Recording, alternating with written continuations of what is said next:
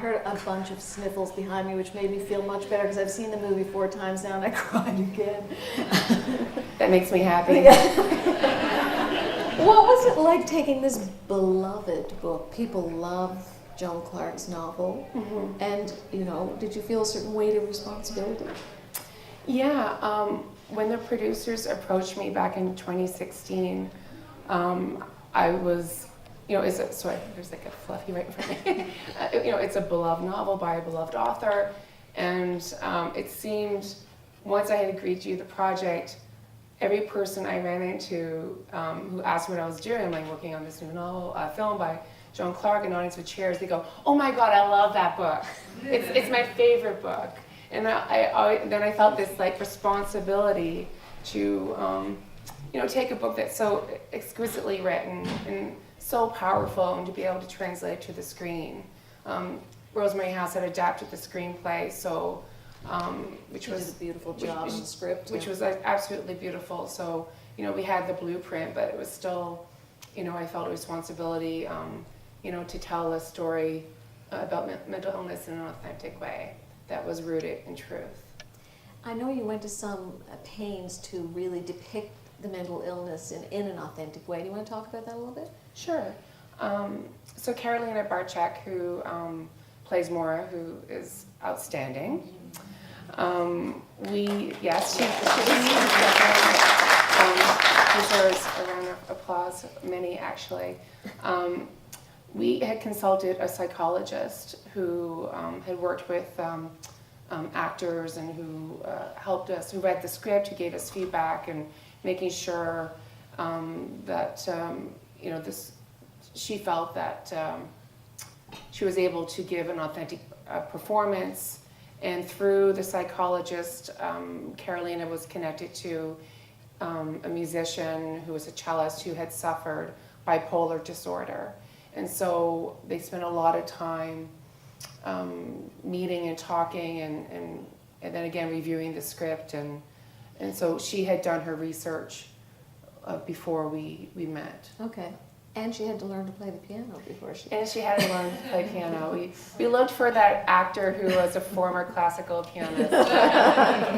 They were really hard to find in Canada. And so she had, not only did she have to take on this role of, portraying a woman with mental illness, she has 6 weeks to learn portions of very, classical pieces of music, including, Tchaikovsky and Satie, and so, it was myself and Duane Andrews, who was the music composer, who did a phenomenal job of composing the score, as well as helping me choose, what piano pieces.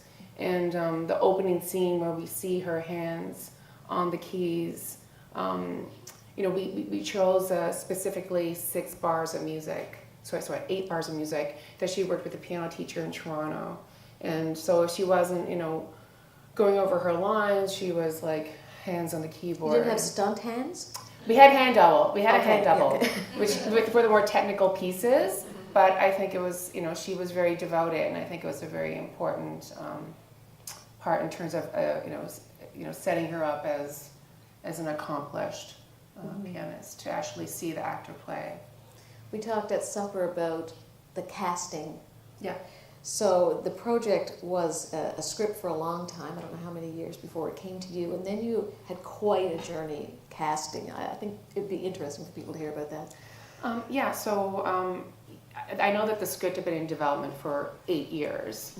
And once I came on board, which was I think July of 2016, we spent quite a bit of time casting. And initially, I think, when you're pulling together a feature film in Canada, it's all about cast. And, the more recognizable your cast is, the larger the budget. And, you want your funders, your investors want to make sure that, they're going to have a product that is going to do well at the box office and is going to get, a film that people want to see. And that's always from the marketing side and the business side, and then there's the creative side, which I fall into as the director. Well, who's the best person for that role? And so we did look south of the border. We did, had back and forth with various American actresses. And There was a very big name attached at one point. there was a very big name attached at one point, and she had read the script twice, and I can't say who it is, but, and her management team her team around her were really excited about it and really wanted her to do it, and I was like so tormented by it because I knew that meant, my producer said, well, everyone's going to see this movie. She decides to do this role, and part of me also felt that it would be a very different film. I see this movie, I can't imagine anyone else but Carolina. And how did you find Carolina? yes, thank you, Angela. I was waiting for that question. So we had a casting director in Canada, Stephanie Gorgon, who's out of Toronto, and I think we had like 300 submissions within Canada for this role, and of course she whittles it down and she presents like here's the top 10 who I feel are appropriate for the role. And they were fantastic actresses and recognizable in Canada and amazing work behind them. But it just didn't feel like I wasn't seeing Maura. It's hard to kind of explain that, but What were you looking for specifically? yeah, I think I was looking for a really nuanced performance, a very natural performance, and I felt the role required an actress and the character with equal parts strength, but also vulnerability. And she's just very embraceable. I think the character does very unlikable things. That questions our whole idea of motherhood, to put your children's lives at risk, despite even though she has something within her illness, who are causing her to make these decisions. But I still felt that we needed an actress who. Sympathetic is not quite the right word, but embraceable. Yeah. Okay. So you had 300 submissions online, or how did Yeah, you do it? so because I'm in Newfoundland and the casting director was in Toronto, so we had a lot of women self-tape. And so I was watching a lot of self-tapes here in St. John's. And then I went for casting sessions in Toronto. So we did a couple of those, and it was through the second round of going out, I'm not still seeing her, that we found the self-tape of Carolina. And I think, not just for me, but also my producers, that when we saw even just the self-tape, it just felt like there's our Maura. And then it was like, okay, well, let's get together in the room. And we just had this immediate connection. I felt like we could work together, and we had a really easy kind of communication. And she was just seemed so keen. She is such a star. Yeah. She just has star power. And she has such a presence, I guess. Mm-hmm. But I haven't seen her in very many things. Well, she was in this small movie called X-Men Apocalypse. Oh, that. Yeah. I missed that one. But she died in the first 10 minutes, so if you don't remember her, that's right. But she played opposite Michael Fassbender. Okay. And so that's probably her biggest role up. But this was her first, I talk with my hands a lot, with her first lead role. So, I think she's outstanding, and for me, yeah, she's definitely a star. What did she do before X-Men Apocalypse? Well, she actually studied biochemistry at U of T, which is a natural path to becoming an actress. It's always the next step after you graduate. Yeah. And I think she had, gone through university and, had come to a point in her life in her 20s, mid-20s or so, saying that she really wanted to become an actress. And she tells this really funny story of, calling her dad and, coming to a cafe, and her dad was all concerned, didn't know what was going to happen. And she just broke down. She goes, I want to be an actress. And she came from this family of scientists. And so anyhow, they gave her, the seal of approval. And I think she's really quite phenomenal. I know there are DGC members here, people who know the process, who know the industry, but there's a lot of people here probably who don't. When you say a script is in development for 8 years, or I've been signed on as a director, what do those things actually mean day to day? What does a script in development mean? Yes. It doesn't mean it's still being written necessarily. No. Well, I think it's interesting. I'm sure that when a script is written, it could be. We're talking maybe 10 drafts, 12 drafts, 20 drafts of that screenplay. And we're talking years of development. We're talking about having people buy into the project. Looking for money. Looking for money. right? So, and you go through different phases of development from like your, first draft, there's financing around that, and then you do second draft, and each stage is like a huge hurdle. After first draft, it's possible that that script just lays on the floor forever. It never ever comes to life. Or second draft, polish, and then you're trying to, once you get at that polish stage, you're trying to attract your cast and your funders, and you're getting your package ready together for your funders, such as telefilm. So usually around the packaging stage, if you're a hired director, that's usually when you come in. They want to attach a director. The funders are going to see what your track record is, and whether or not you're able to follow through and make a film and deliver a film that people want to see. What was your directing superpower in this film? Oh my goodness. That I finished it. That was probably one of them. That you survived working with your daughter? My Who's daughter. Here tonight, I think. Is she Yes, still my here? daughter Lauren is here. She's up the back. I don't know if I should make her stand up. She's in the Stand back. up, Lauren. You're a star in this film. Yes. Yeah, Lauren, my daughter, plays she plays young Brianna in the film. Yeah. Mm-hmm. And she listened. She was a good listener. That's why, part of the reason why I cast her. She's a good listener. I'm being a bit facetious saying what's your Yeah. superpower, but I guess everyone has a different style of directing. I mean, we have this sort of stereotype in our heads of the person yelling with the I yell a lot. Oh, yeah. Yeah. Well, I don't think you're like that. No. What is your style of directing? I've always believed that, if you... I like to be a calm person on set. I'm very calm, and I think as soon as you kind of become the crazy person, it kind of gives everyone else permission to become crazy, So I feel like if I'm the loudest voice on the set, then everyone should be below that, So, and film sets by nature are very intense. I'm not saying that there's, it's everyone's going around blowing bubbles and we're having hula hoops. I think there's always the pressure to make your day, and there's no money. There's always feels like you don't have enough money. There's not enough time. And when we shot this film in 19 days in Newfoundland, 8 days in Newfoundland, and I think 11-ish days in Ontario, and so you're constantly struggling those, the realities of your budget. Here comes my producer. The realities of your Good budget. timing. Yeah. So I think, my superpower, I think, would certainly be just to, I think to be, the steady sheep, the calm, steady ship. There was an awful lot of close-ups. There was an awful lot of handheld camera. I'm sure those were on purpose decisions. Why did you decide to shoot it in that way? Yeah, I worked with James Klocko, who was the cinematographer, and for us, we had a lot of conversations about how we wanted to. And it looked beautiful. How it looked, yeah, and I think it really is about her. It's just allowing her so much more about her performance and feeling intimate that we're so close to her. I think scenes of even with her and Ben, I feel like we're in that room. We're kind of eavesdropping on her life. So I think that was a lot of the decisions in terms of handheld, in the sense of I just felt like it came with sort of intimacy, and I wouldn't say quite rawness, but yeah. Did you rehearse at all? You talked a little bit about your day-to-day kind of working through the scenes. How did that go? Yeah, so because of our budget, we didn't have a lot of...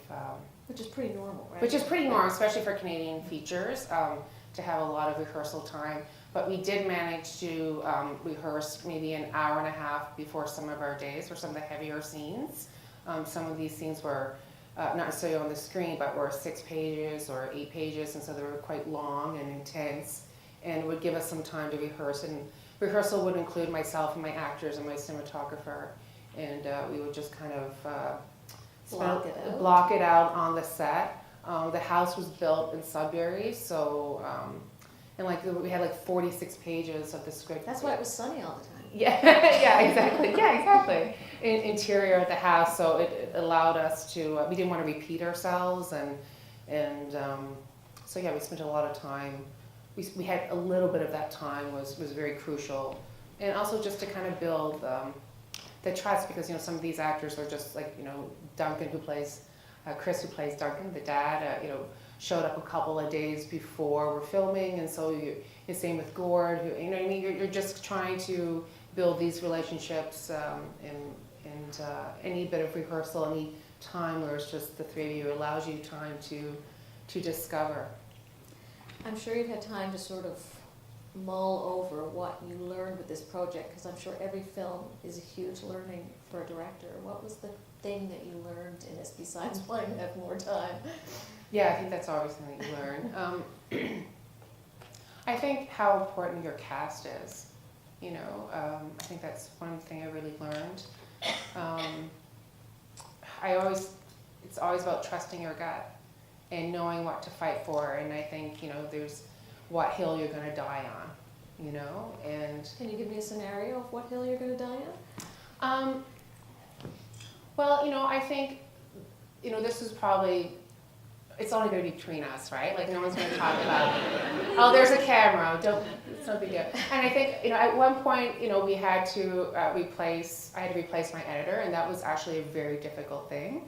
I'd never, ever, any project I ever worked on, I had to kind of go through that process, and I learned a lot about that. What was the reason? Well, it just wasn't a good fit, and he was quite a accomplished and talented editor, but it wasn't the right fit for the movie, and we weren't telling the story that we wanted to tell. We weren't telling the story that was that we had shot, that we had spent. I'm sure Rosemary had written, and that I had directed, and so it just wasn't working for various reasons, and so yeah, and I think it was sort of being able to say it's not working. Right. And I think when you're a hired director, it's sometimes, you just want to make everything work, and so you don't want to feel like, if you say something's not working, it feels like you're failing. But really, you just had to address the problem. And so that was the biggest That was lesson. your biggest hill to die on.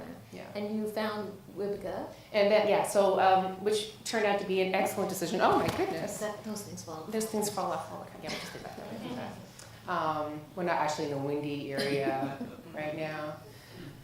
Vipka von Karasfeld, who was my editor, we brought her in. We actually ended up cut the film, I think, within 3 weeks total.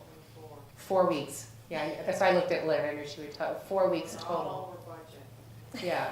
We had been editing for 16 weeks, I think, at that point, and then okay, thank you. 14. It's all phasey. It's like having a kid. You just forget after birth. Like, it's just a bit of a blur.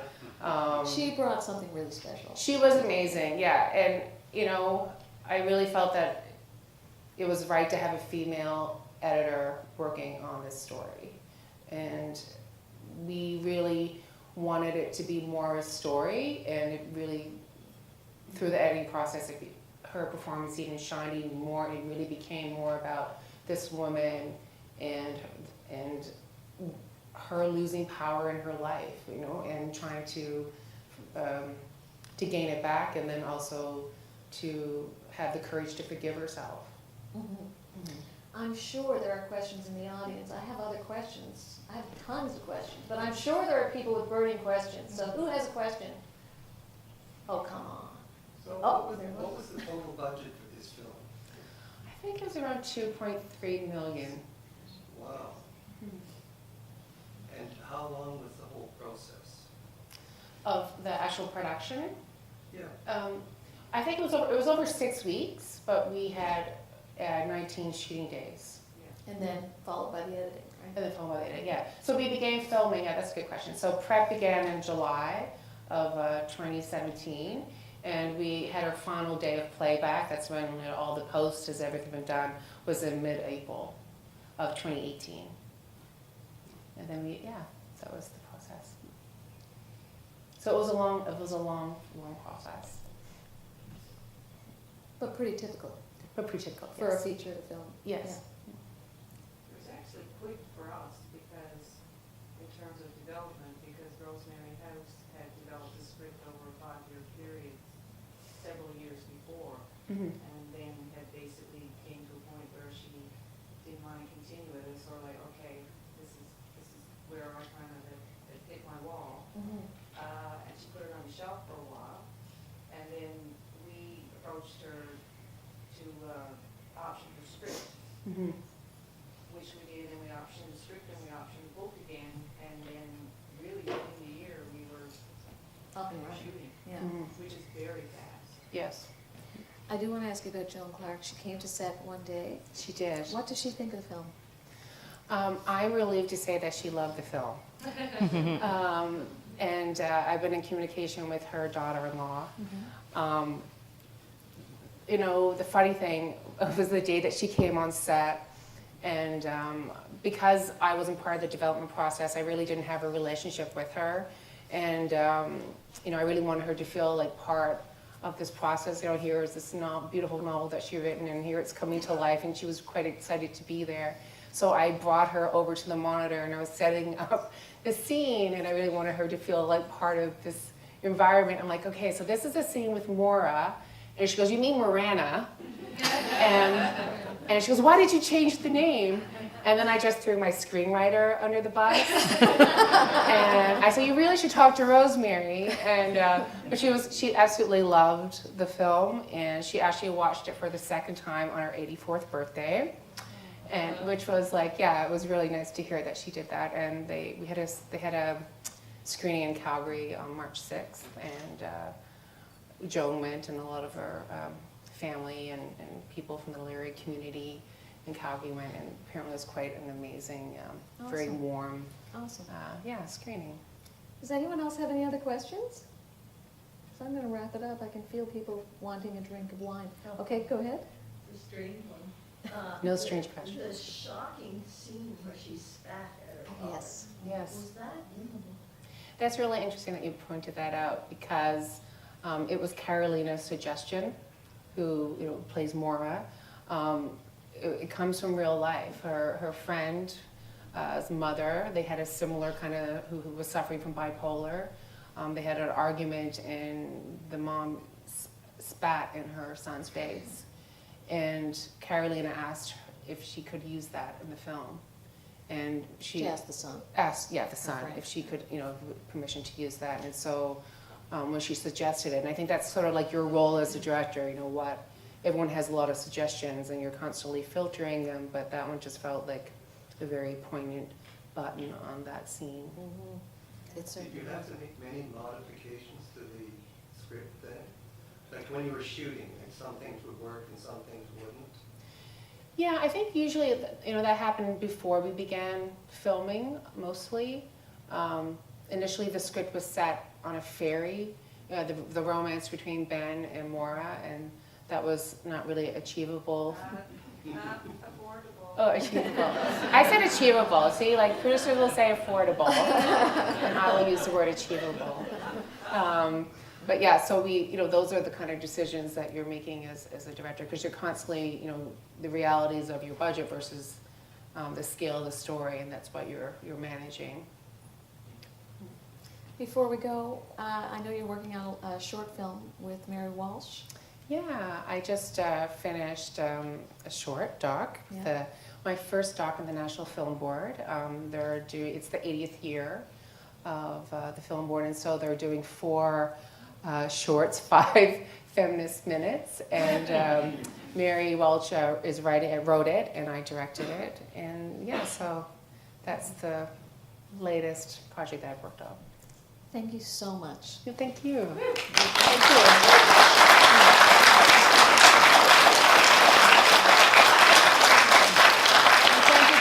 DGC for a beautiful screening. Thanks very much. Yes, thank you so much, and thank you so much for coming and supporting Canadian cinema. It's so important. Thank you.